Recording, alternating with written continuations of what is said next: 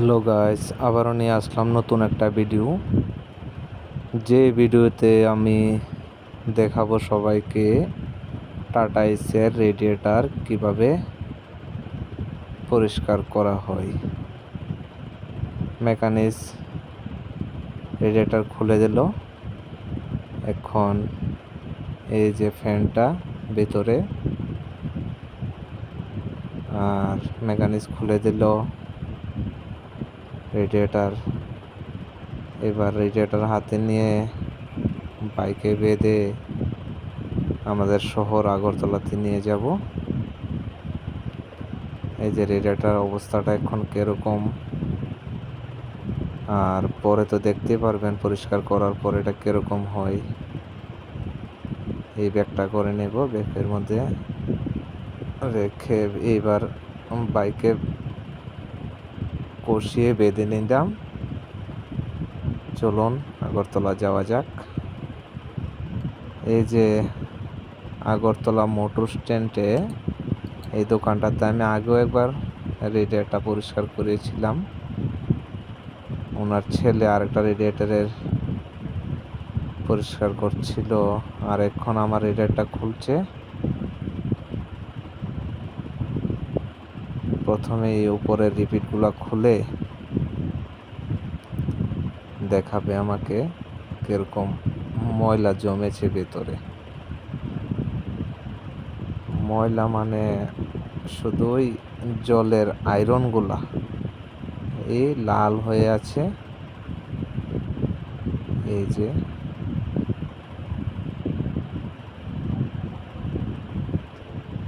এখন এটার মধ্যে শ্যাম্পু আর সার্ফের জল মিলিয়ে এটাকে উপর থেকে কিছু ঘষামাজি করবে। এই যে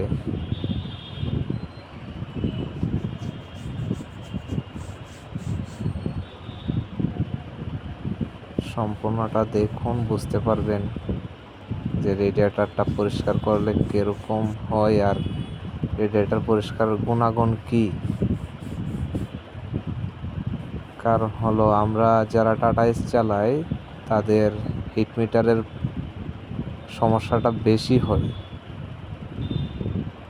যে হিট মিটারটা যখন ওভার হিট হয়ে যায় তখন এই রেডিয়েটর পরিষ্কার করাতেই হয়।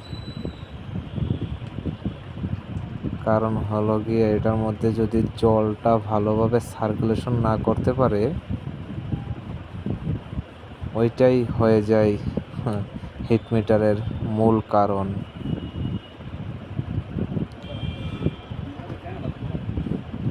এই মেশিনটা দিয়ে প্রেসার দিয়ে রেডিয়েটরটা পরিষ্কার করানো হয়,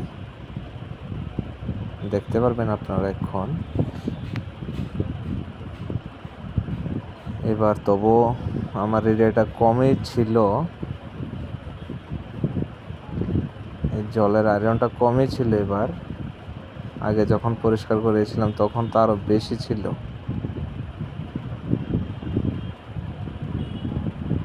যারা যারা আমরা টাটা এস চালাই তারা বুঝি যে সমস্যাটা কি।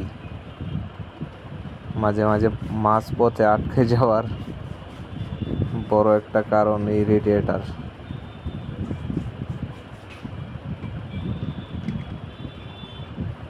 রেডিয়েটরটা নিয়ে আসলাম যখন, তখন তো দেখলেনই কিরকম ছিল, আর এখন মোটামুটি 20% একটা পরিষ্কার হয়ে গেল। আর এই যে প্রেসার মেশিন দিয়ে এখন এই যে পরিষ্কার হচ্ছে, দেখুন কিভাবে লাল লাল ছিল রেডিয়েটরের মাঝখানে, এখন তো মোটামুটি এটা ভাব ধরে এসছে। এই প্রেসারে দেখুন কিভাবে ভেতর থেকে ময়লা বেরোচ্ছে ওই বাম্পার দিয়ে। আর এই মেশিনটা, এই ছোট মেশিনের পিক আপ কি দেখুন।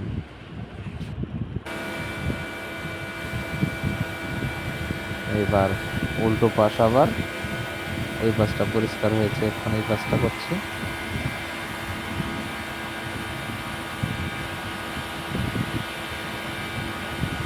রেডিয়েটরের মূলত ভেতর পোর্শনটা যেটা আছে সেটা পরিষ্কার দরকার, উপরটা কিছু না।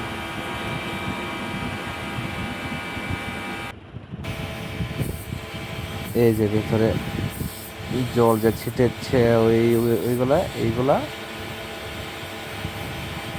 এইগুলা জলটা ভালোভাবে সার্কুলেশন হতে লাগে, না হলে আমাদের হিট মিটার ওভারহিট। এই যে দাদা একটা পাইপ, ওই যে লম্বা লম্বা দেখা যাচ্ছে রেডিয়েটরের ভেতরে, এটা একটা পাইপ, ওইটা পরিষ্কার হতে লাগে।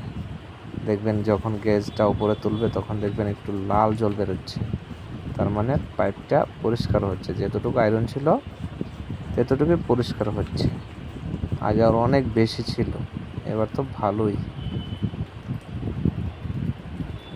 এবার অবশ্য বেশি সমস্যা করলো না গাড়িটা, তাও আমি নিয়ে আসলাম। কারণ হলো গিয়ে যদি আবার রাস্তা বড় ধরনের সমস্যা হয়, এই যে শুকানোর জন্য মানে জলটা যাতে ঝরে যায় তার জন্য এখানে দিয়েছিল বাইকের উপর। আর এই যে ওরা একটু হিট দিয়ে শুকাচ্ছে ওইটাকে।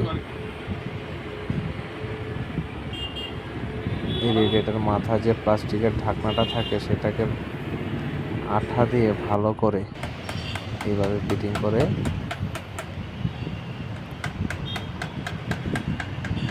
এই রিপিটগুলো আবার দিচ্ছে। আর এইটা হলো ওনার অ্যাড্রেস, ফোন নাম্বার দেওয়া আছে।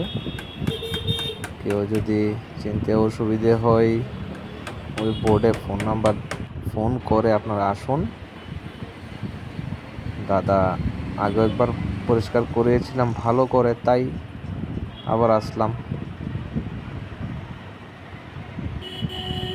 আমার টাটা এস রেডিয়েটর পরিষ্কার উনি রেট রেখেছে 300 টাকা, ওনার যে মজুরিটা ছিল 300 টাকা। আর এই যে একদম চেক আপ করে দিচ্ছে। আরেকটা ভিডিও নেক্সটে নিয়ে আসবো, রেডিয়েটর খোলা আর ফিটিং কিভাবে করে, ফিটিং আর কিভাবে খুলে সেটার ভিডিও আবার নিয়ে আসবো। তো রেডিয়েটর সম্পূর্ণ পরিষ্কার। ঠিক আছে, বাই বাই।